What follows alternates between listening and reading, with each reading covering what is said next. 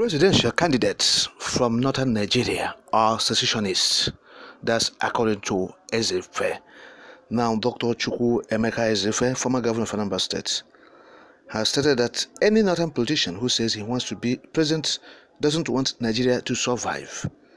Dr. Ezefe stated that the southern region will produce the next president of Nigeria. However, while Yorubas have previously controlled Nigeria, an Igbo man has not, making Peter Obi more eligible than Asiwaju Ndigbo. He also said that Bola Tinubu, the APC's presidential candidate, and Peter Obi, the Labour Party's presidential candidate, are the only front runners for the 2023 presidential election who are qualified. Dr. Ezefe continued by saying that the PDP and APC are bullion van politics, and that Nigerians are sick of them. Speaking further on PDP presidential candidate Atiku Abubakar and NNPP presidential candidate Rabiu Kwankwaso, Dr. Ezefe revealed that it is not the turn of the North to rule because the incumbent president is a northerner. In his words, today any northern politician who says he wants to be president doesn't want Nigeria to survive. When you embrace injustice and shun inclusiveness, you don't want Nigeria to survive. Atiku Abubakar and Rabiu Kwankwaso are from the north, while Peter Obi and Bola Tinubu are from the south. So, what he is saying in essence is this, that Atiku Abubakar and Musa Kwankwaso are secessionists. They want Nigeria to go separate ways. They want the country to divide. So they should stop accusing some groups that they are secessionists. So anything that the federal government is doing to those who are trying to pull out from Nigeria, that they should do it to northerners, those who are supporting Atiku Abubakar and Rabiu Musa Kwankwaso, because their interest is to divide Nigeria. That's what Ezefe is saying.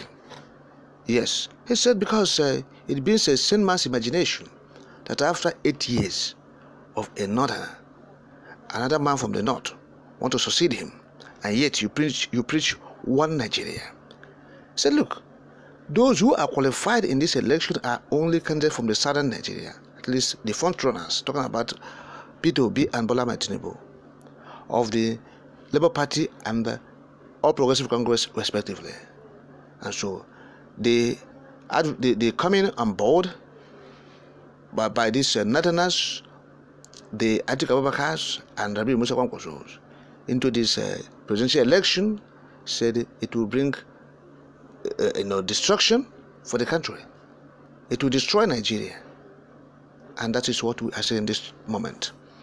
That we want them to destroy the country by themselves. Let them bring the destruction by themselves. So enough of this warning and the rest of them. If they want to vie, they should be allowed to vie. Let them destroy it. What remains of the conception, they should destroy it completely, the ones that remained. They have been destroying the country gradually, so nobody's afraid of the country being destroyed. All of us are ready and prepared for it. So let them destroy it, let them come with it. So we are saying enough of this warning. People should stop sending this warning to these northerners. If they want to contest, they should be allowed to contest. After all, the country said they are practicing democracy. This democracy allows you to vie for the positions. This issue of you are coming from this side and from this side, it is not even the constitution.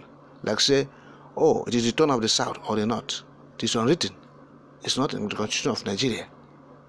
The political parties can have it in the constitution, but as long as we are concerned, we have not seen it or any chapter or paragraph where it is written in the constitution of the Federal Republic of Nigeria as they have written and manipulated in 1999 by the military.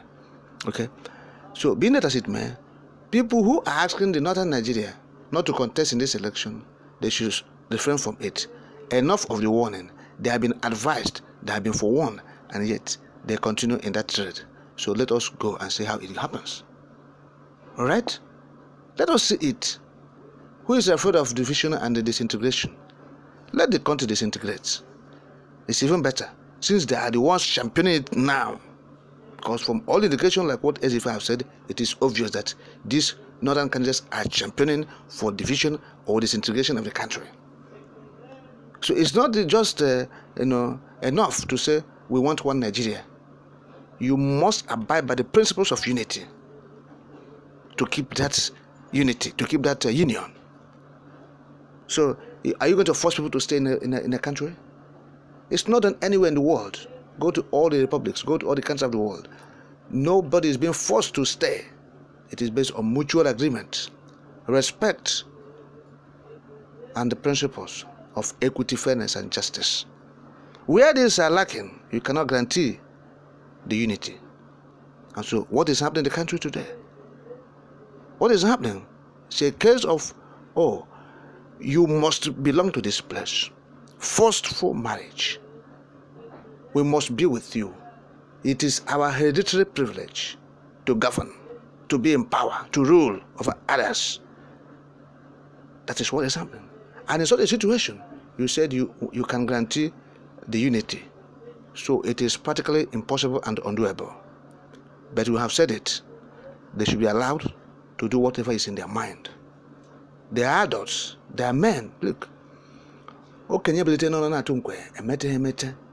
So when someone is saying he's doing this thing, he is doing it. This man has been, consistent, talking about Atiku Abubakar, in his quest to be in Asoro, to govern Nigeria, just like the man who is occupying it presently has been, shown that desperation since 2003, talking about Muhammadu Buhari. And we have seen it since 2015, up until this moment. A disaster of sorts, a debacle. That's the administration. Few months to the winding up, you have seen the cataclysm in terms of the economy, financial sector, even petroleum sector.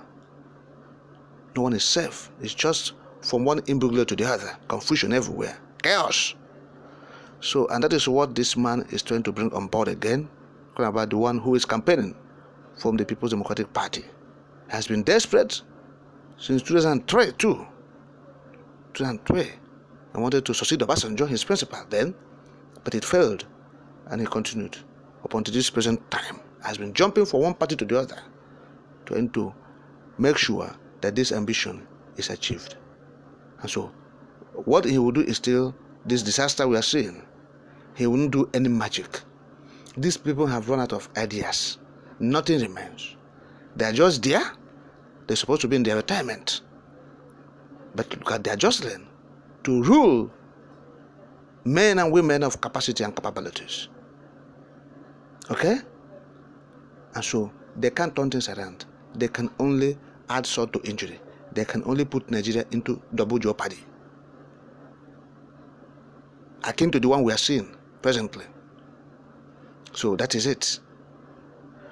We have said it, the southern Nigeria, you have to refrain now from discussioning. It's enough. They have had you, and if they have to listen, I think it's enough. The ones you have said is enough to permeate into them. And as it stands, they have refused. They are hell-bent. They are throwing every weight they have into this process, okay, to emerge and govern Nigeria. So let it be like that. Let the southern Nigerians understand what is happening. Yes, this is domination. This is domination.